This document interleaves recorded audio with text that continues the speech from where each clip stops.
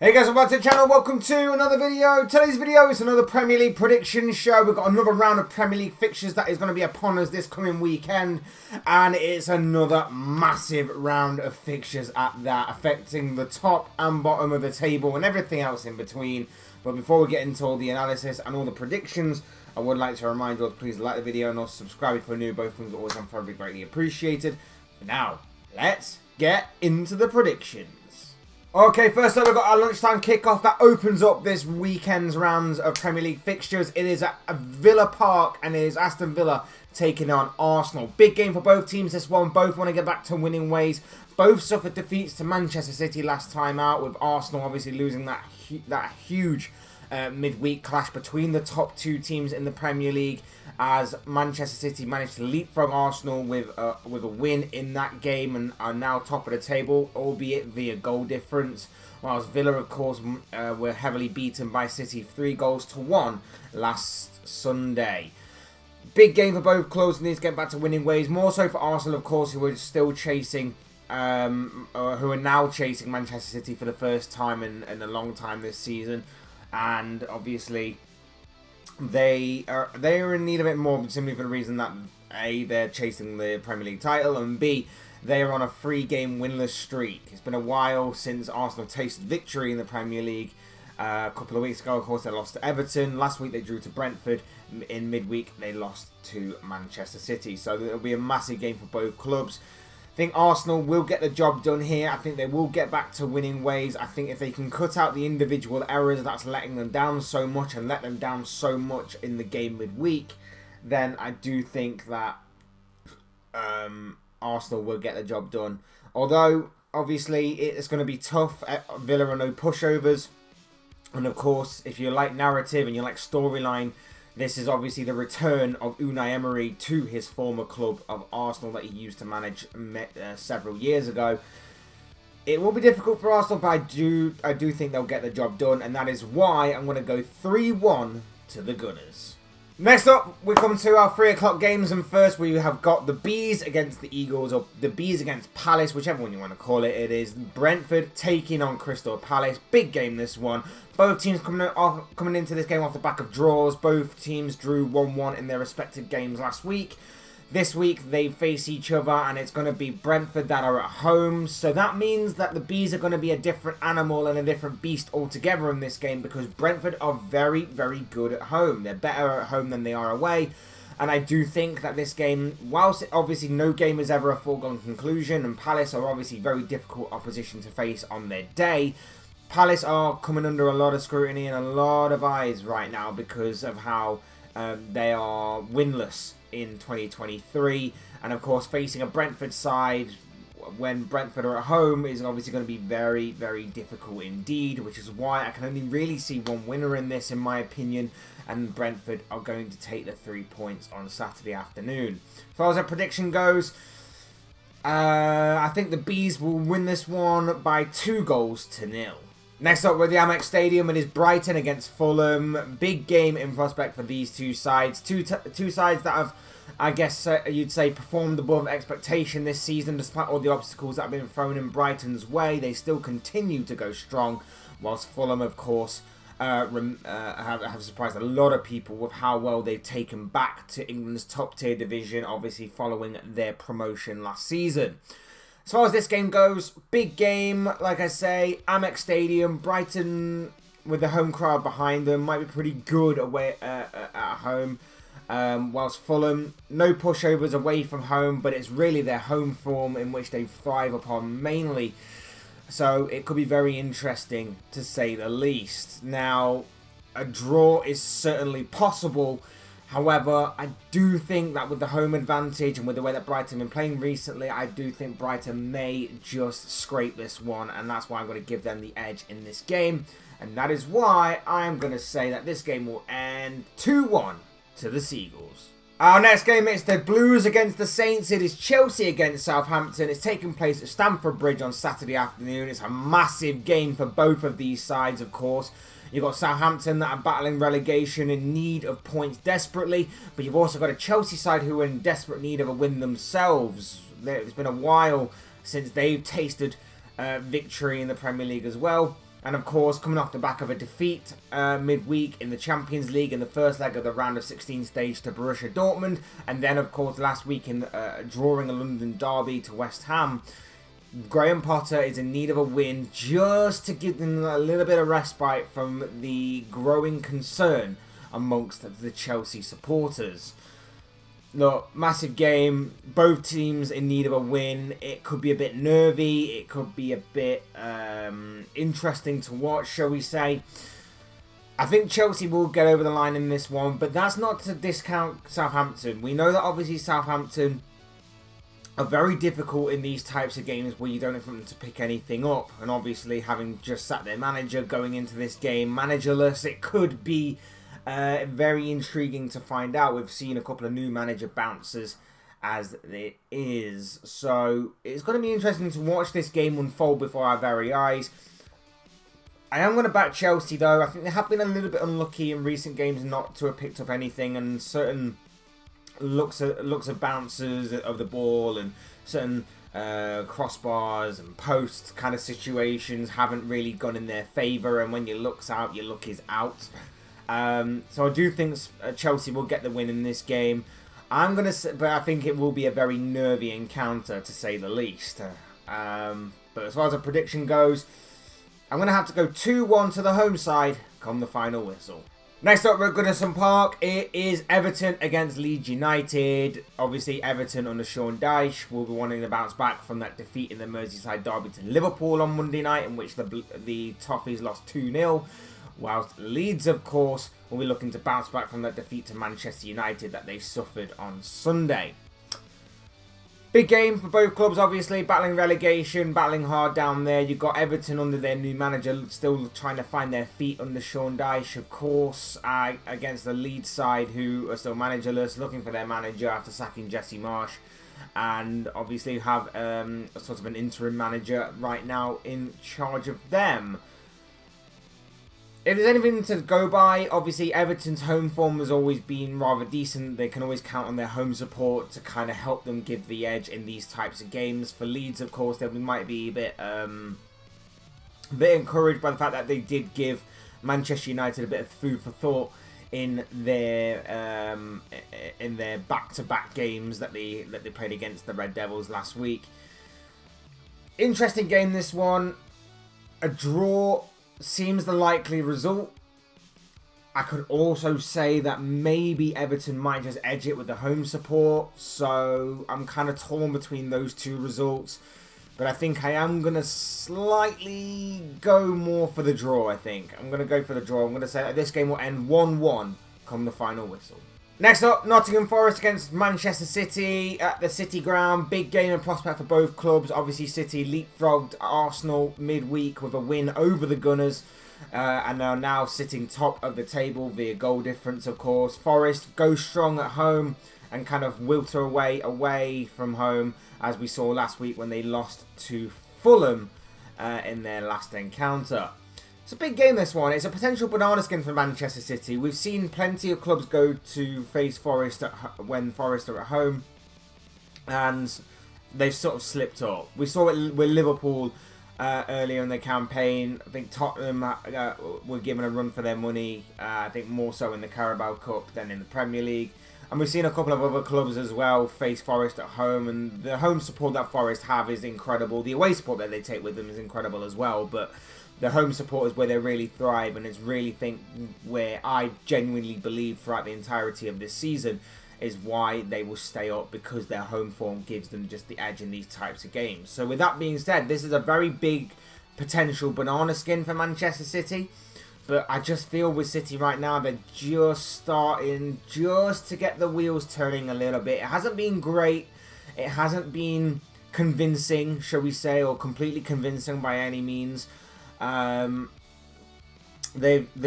think there's still some sort of problems there, but Guardiola seems to be very good at trying to steady the ship a little bit and trying to cover over some of the issues that are happening with City, and I think that they will get the job done here, and I think they will get the 3 points in what could be very difficult and hostile circumstances given how Forest support is. So, with that being said, what do I expect the scoreline to be? I'm going to say it's going to be 3-0. I'm going to say 3-0 to Manchester City, but like I say, even though I gave it a big scoreline to City, it still could be a bit of a banana skin for them if they take this game for granted. Next up at Molineux, it is Wolves against Bournemouth. Big game in prospect, this one, because obviously Wolves in the past few weeks have picked up some pretty decent results in the Premier League. Picked up plenty of points under Julian Lopetegui, who has really started life very well down at Molineux, whilst Bournemouth can't buy a win right now, and obviously face a kind of informed Wolves side. So this one could be very interesting to say the least. Bournemouth obviously need the points to fend off relegation. Wolves are kind of distancing themselves by the week, it seems, with this. No game is ever a foregone conclusion, and obviously from the last result we saw Wolves, despite being down to 10 men, obviously come back to beat Southampton by 2-1, and obviously Bournemouth managed to pick up a pretty good point against a very difficult side in Newcastle. So big game in prospect, but again I just think Wolves with the home advantage will get across the finish line here, and that's why I'm going to go 2-0 to the home side.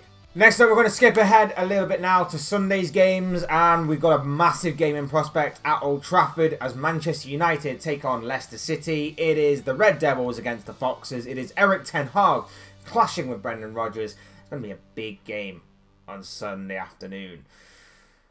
Let's look at it this way. You've got two informed teams right now. You've got Manchester United, who are red hot, in form, winning games at will, probably the most informed team in the Premier League right now in terms of form-wise, as well as having one of the most red-hot informed players in world football right now in Marcus Rashford, who cannot stop scoring, and I know I've mocked that before, but he genuinely cannot stop scoring right now. It is becoming a blessing for Manchester United, obviously, and a curse for everybody else. Against a Leicester City side who in recent weeks have actually turned a corner, it seems. They've had a bit of a resurgence, a bit of a resilience about them under Brendan Rodgers recently. And there has been a bit of a change that has seen Leicester actually be more interesting to watch, and they are scoring plenty of goals. Last time out, of course, United beat Leeds United by 2-0. They will, of course, be in Europa League action tonight at the time of recording against Barcelona. So maybe that could have a bit of an impact on this game, because United's squad isn't exactly the biggest in terms of quantity or quality in depth.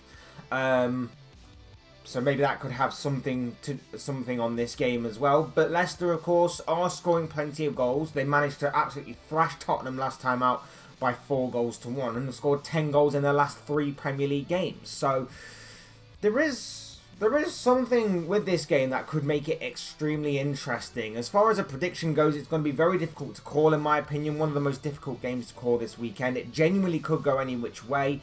We have seen these games produce some absolute goal feasts in the past. Goal fest in the past. United, you would probably say, are the favourites going into this game at home and with the most informed player right now in world football. But you'd also have to give credit to Leicester, who, like I say, seem to have turned a corner a little bit. And although, you know, you can always argue kind of these things, Leicester should not be discounted. And that is why it makes it difficult to guess which way this game is going to go. United win, probably the favourite.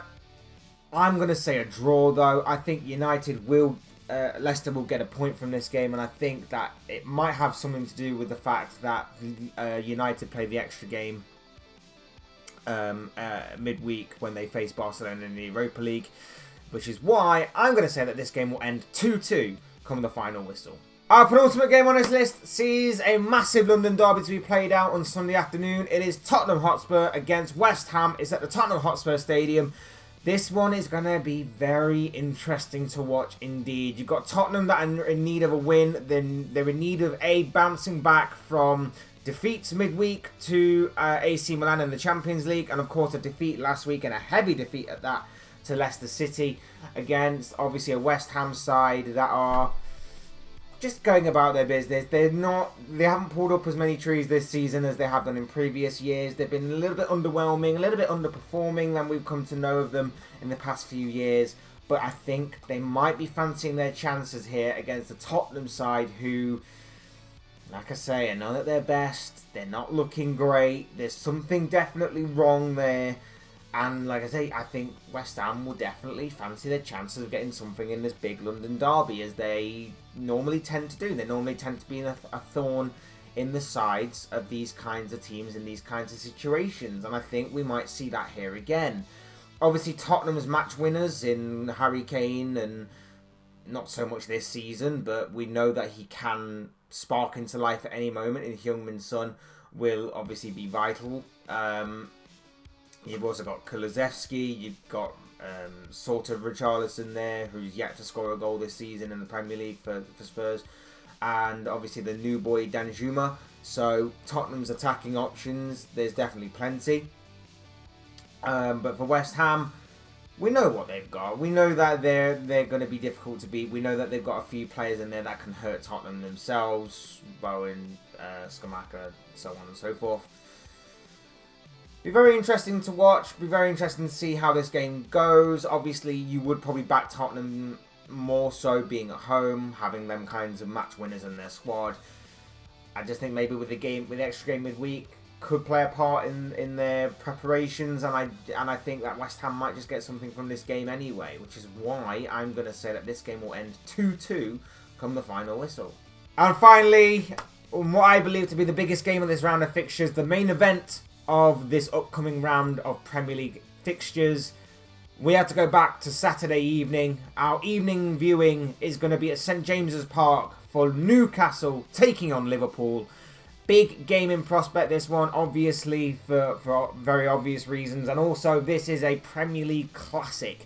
These two teams have made some incredible Premier League memories down the years against each other. Some absolute epic encounters. And obviously the hope is that there will be another one in store on Saturday night. Big game. Newcastle obviously flying high, trying to get their top four aspirations nailed down. They've actually slipped up a few times in recent weeks, draws to the likes of Bournemouth and West Ham and so on. But they're not losing. They're going to be a very difficult team to face and have been throughout the entirety of the season. In fact, coincidentally, their only defeat this season has obviously come at the hands of Liverpool. A very late, last-minute Fabio Carvalho goal meant that Liverpool took the 3 points on that day from Eddie Howe's side. Newcastle will be wanting to exact revenge for that, but it's going to be difficult. Liverpool, although they are away and their away form is terrible, will still always be a very difficult side to face, and this one could be a very interesting game, the way that the pattern may or may not play out. Obviously, you've got a Newcastle side that are tough to beat. They're not losing games. They are drawing a few games against a Liverpool side that are not great away from home, but there is the potential and the possibility, and I know we've said it time and time again this season, that maybe a corner has been turned following that Merseyside derby victory against Everton that they picked up on Monday night.